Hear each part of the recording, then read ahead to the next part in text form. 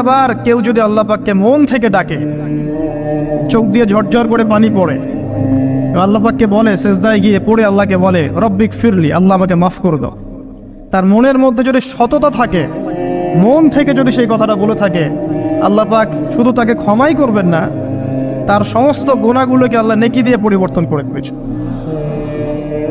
একটা হাদিস পড়ছিলাম, নবী করিম সাল্লাল্লাহু আলাইহি ওয়াসাল্লাম তিনি বলছেন যে লাম্মা কাদাল্লাহুল খালক, যখন আল্লাহ রাব্বুল আলামিন এই মহাবিশ্ব সৃষ্টি করেন, তখন আল্লাহ রাব্বুল আলামিন কাতাবা কিতাবান, একটা কিতাব লিখেছেন, একটা কিতাব আছে আল্লাহর কাছে।